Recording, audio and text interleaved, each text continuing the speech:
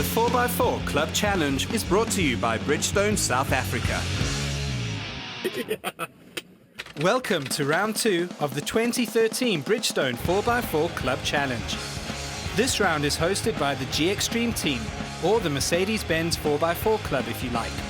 The highly capable Mercedes Gelandewagen forms the backbone of the club, and in March, a collection of Stuttgart's finest 4x4 hardware arrived at the G-Extreme track north of Pretoria to do battle. The track was set up by an independent 4x4 expert, so even though the club members obviously know the obstacles, those nasty white poles were placed in rather uncomfortable places, complicating matters no end. Over the years, the G-Wagons have often dominated the Bridgestone 4x4 competitions. In 2012, former champion Johan Marx managed to get it all together for the final round in his short wheelbase Gelandewagen and took the crown. But here the reigning champ will be up against a German conglomerate of Gelandewagens, all highly capable and with another former champion and several event winners in the mix as well. A former winner, John Fuller, was clearly taking this very, very seriously. Meanwhile, an interesting assortment of expensive Mercedes 4x4s accumulated at the club's track, from a stock standard ML500 to AMG versions of the Gelandewagen, costing more than 1.5 million rand. For this competition, the field is divided into two categories, short and long wheelbases. So some of the obstacles only the shorties will have to do, and other obstacles are designed only for the long wheelbase modes. So it looks like we may be in for an interesting day on the 4x4 track. Without further ado then, let the G-Games begin.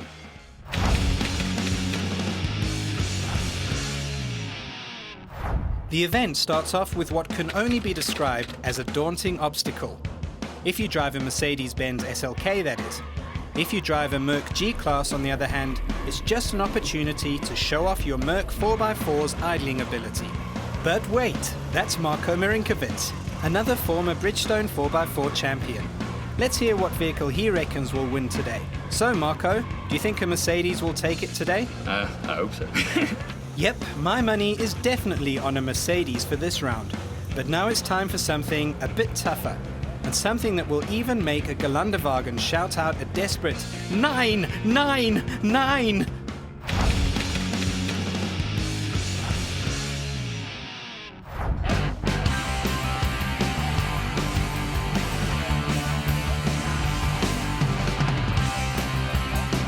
This is obstacle 2, and at first doesn't look at all that difficult.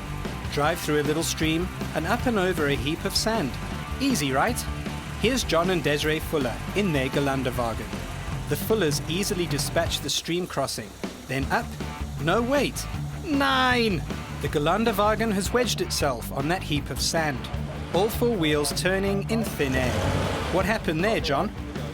You know, I think the chap that set up this course may have been slightly over-enthusiastic, but it's a challenge. I should have hit it with a little bit more speed. I think my co-driver would have enjoyed that though. Right, so we're 2 minutes into this competition and it's already time for the first recovery. The marshal, who clearly has a bone to pick about something, hooks his Hilux up to the Gelandewagen.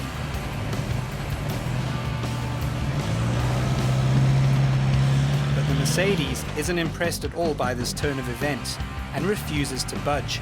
So to plan B. Marko Marinkovic brings his Gelandewagen to the party and tows the silver G-Wagon off the heap of sand backwards.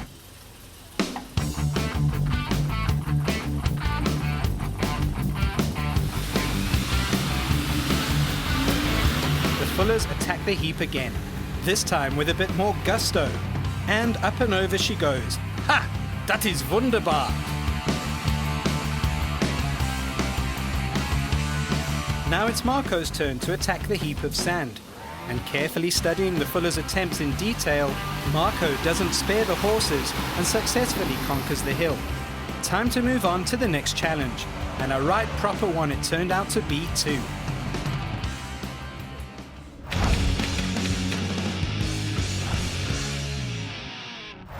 We arrive at obstacle 3 to find a Gelandewagen. Stuck! And that's the reigning champ, Johan Marx.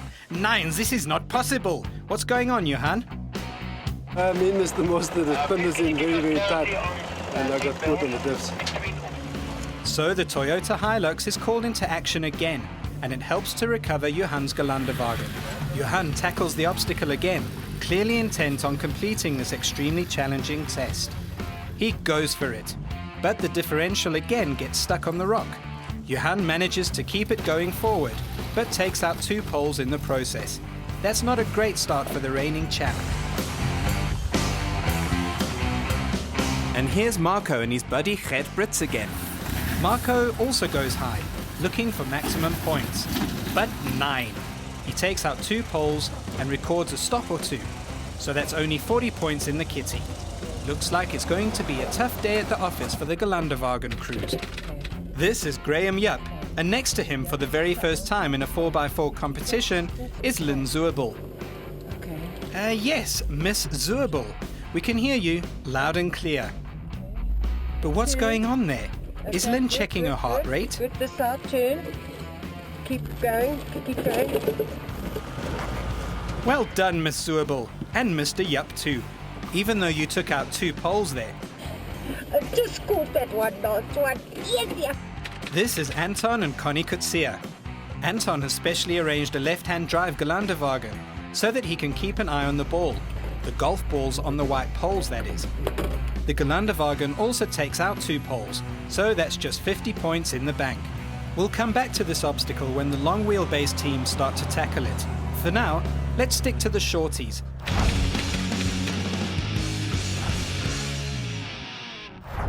This is obstacle 4, and essentially it's a bit like negotiating a typical parking area, as Marko Marinkovic demonstrates. You have to make a tight turn around a tree, then 2 left ones through 2 gates. The last turn is quite tricky, and Marko has to stop and reverse, losing 15 points in the process. This is about exciting as watching Russia and Kazakhstan's national weightlifting teams play a game of bowls. But let's see how Anton and Connie Kutsia and Idmar Marx and his co-driver Corbe Fuljoen fare. In the Kutsia Gelandewagen, it all goes according to plan. They make the first and second turn, but stop before the last gate, reverse and get through.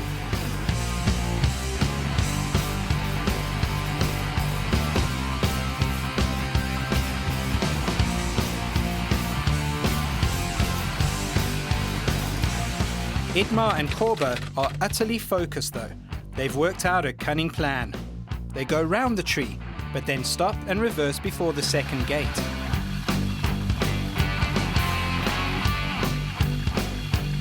After getting through the second gate, they make it through the last one without stopping. Brilliant! Except it earns them exactly the same points as the other 2 crews. This is Gerrit Marx in an AMG Gelandewagen. But wait, that was Gerrit Marx. He clearly decided this rock business is not for his expensive Benz. And here's another AMG, and this G55 is piloted by Charles Morgan. Charles clearly doesn't have the same issues as Gerrit, and so with the powerful V8 engine purring along, the big Benz tackles the obstacle. And dearie me, that left side step makes a very expensive sound as it grinds over the rock. In the cabin, Charles feels the pain, but bravely he soldiers on, killing only 2 poles. Sure, that was quite a thing, driving your G55 through there. How do you feel about insurance and other such practical matters? Man, well, this is what they built for, so we've got to take it to its limits, I suppose, eh? But if Charles had downed a few brave pills, Brandon Marseille had downed a whole bottle. That's a Mercedes Benz ML500. Yes, it has low range and 4 ETS traction control and a powerful V8 engine. But Klaus, the engineer in Stuttgart, hardly had such a rock in mind when he designed this road-oriented Benz. So let's watch as Brandon kills his Benz.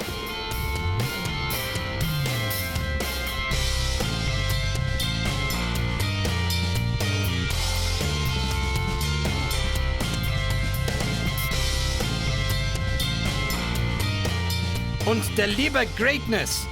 This ML500 makes it through in one piece. Who cares about 2 dead poles? The fact is, he made it through without permanent damage. That's amazing. That indeed deserves a round of applause. That was interesting. It's the first time we're doing this kind of thing, so I'm quite surprised that we went through with an ML and not a Gelandewagen. Goodness, the heart palpitations. Thankfully, here's another Gelandewagen, and it's one with a very concise ethos about life displayed on the wheel cover. And that's owner Klaus Fischer, who seems determined to uphold that ethos at all costs.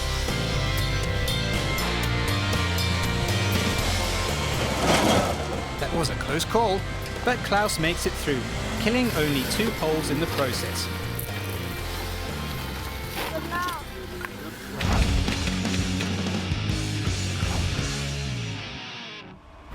This is obstacle 6 for the shorties. Start at a gate, drive up and over a heap of sand, and that's it. First up, if you'll excuse the pun, are Graham Yupp and his better half, Lynn Zuerbel. That was terribly exciting. Okay. While Anton and Connie Kutsia line up to tackle this extremely tough and entertaining obstacle, we'd like to take this opportunity to clarify something. As you may have noticed earlier in the program, there's a certain individual who keeps on appearing on the screen. No matter which way the camera turns, there he is. There he is again. And there he is yet again. This individual happens to be the official press photographer Geergia van Rooyen. And clearly Geergia has a specific need to be recognized and acknowledged. So here we go, Geergia.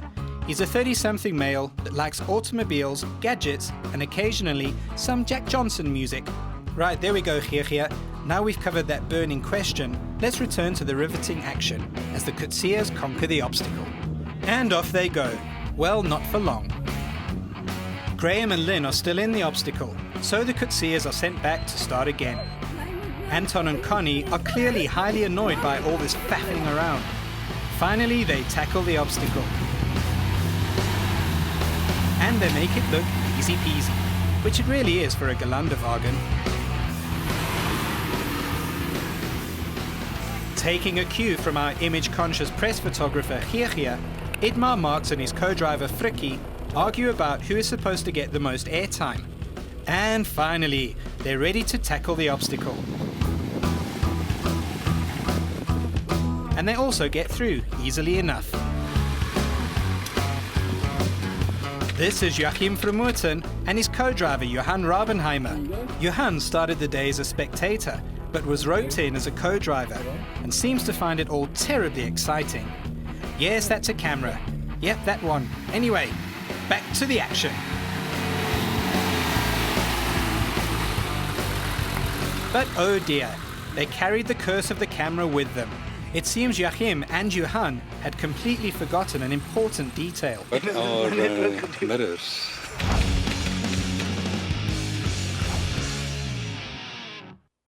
This is obstacle 7, a short but very steep downhill. First up are our men in the mirror, Joachim Vermoerten and his rookie co-driver Johan. On the way to this obstacle, Johan has clearly practiced his facial expressions to ensure that cool, calm, brute man kind of aura. And down they go.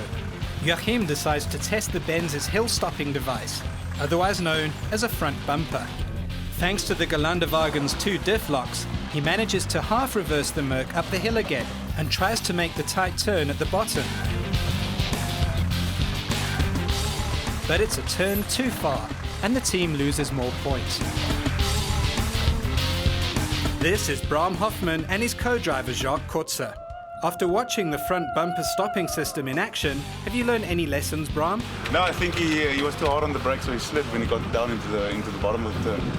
And here they are, ready to rumble. The trick here is to know when to engage and disengage the Merc's front and rear lockers to aid traction and make that tight turn. And Bram's got it, and scores an impressive 100 points. Sure.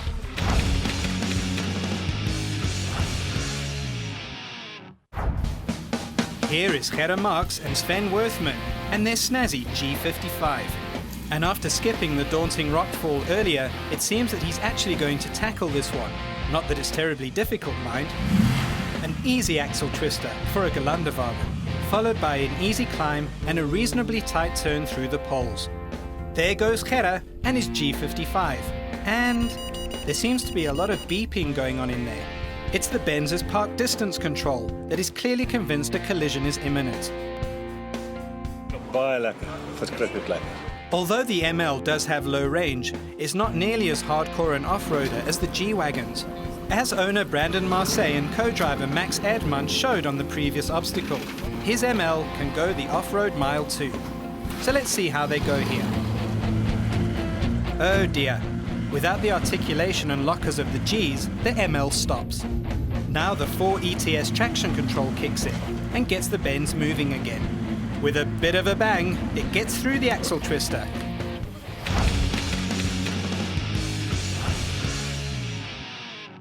Sticking with the long wheelbase cruise, we head off to obstacle 9. It's a steep climb, followed by a steep descent, and then the customary axle twister. Here the gates are extremely tricky to negotiate, so the teams will have to take careful aim.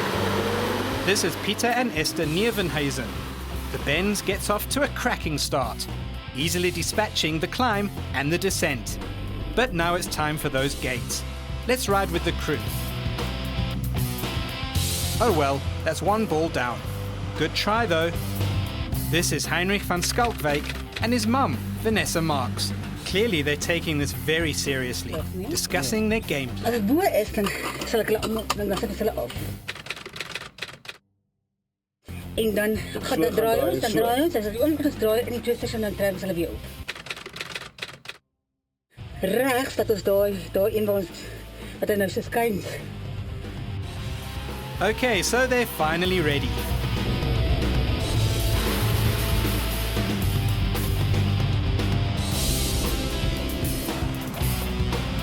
But oh no, they take out 2 poles. Oh, and look, there's Geergia again. This is Charles and Gavin Morgan.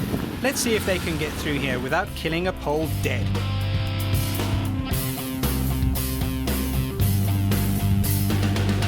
And here's that ML500 again. This will be a real test for this Benz's traction control system.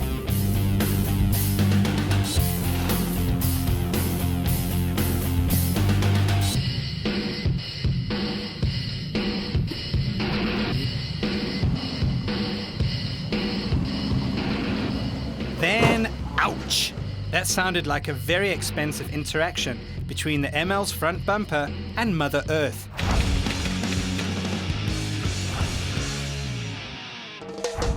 The last obstacle of the day was actually 2 obstacles. One version for the shorties and one for the long wheelbase Gelandewagens. Both featured severe axle twisting action, where the drivers had to keep their wits about them. Oh, and the lockers locked. We finally caught up with Edmar Marks and Corbe Viljoen again. Here the driver has to keep just the correct amount of momentum going and steering input should be discreet. Otherwise a lot of tears will be shed. But in the Gelandewagen cabin, it's all fun and games, as the wheels lift at crazy angles.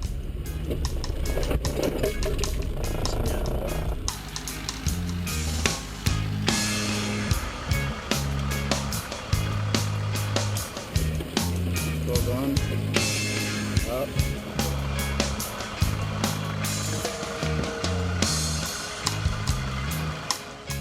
And here are mother and son team, Heinrich and Vanessa again. And just like before, they discuss the merits of all the options first. Je gaat maar eerst zo laat je eigen ragheid hebt.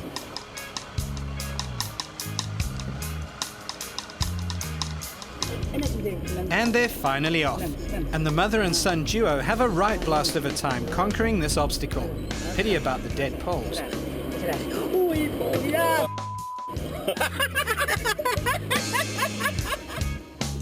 And here's defending champ Johan Marks again. With both the front and rear lockers engaged, the Benz doesn't have any issues.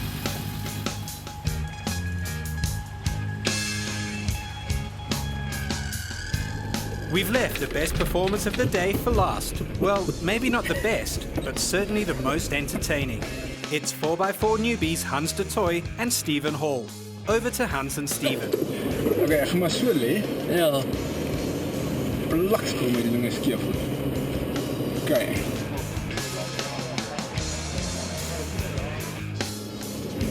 O my tyd, Hans.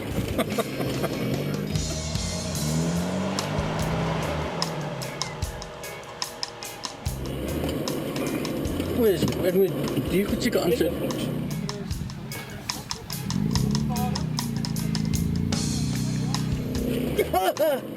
Kyk. Lag jy ek dink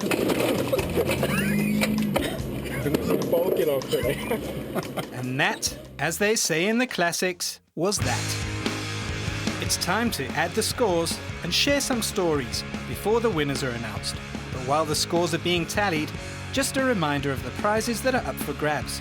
The 3 podium finishers respectively get a R10,000 gift voucher from Bridgestone, a set of Light Force spotlights from Opposite Lock, and a hand winch, also courtesy of Opposite Lock. An environmental prize worth R2,000 goes to the most environmentally friendly team. The overall prizes in this competition are the real treat though. The overall winner will drive off with a Conqueror off-road trailer to the value of R50,000. Conqueror has been a partner of Bridgestone's 4x4 competition for a number of years now, and this main prize is a big drawing card. The overall runners-up will receive a fully adjustable Tough Dog suspension worth R20,000 from Opposite Lock. Just what the doctor ordered if you want to be really unstoppable in a 4x4 environment. So let's get down to business. And in third place, bagging that Opposite Lock hand winch is Bram Hoffman and his co-driver Jacques Kotzer. Second place goes to former champion Marko Marinkovic and his co-driver Gert Brits after another solid performance. But the king of the hill on the day is Idmar Marx, along with his buddy Corbe Fulgun. Idmar had a splendid day behind the steering wheel and walks away with that R10,000 tyre voucher from Bridgestone.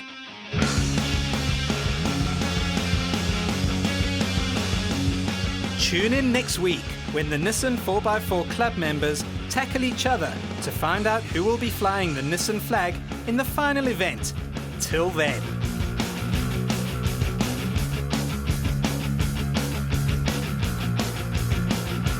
The 4x4 Club Challenge was brought to you by Bridgestone. Your journey, our passion.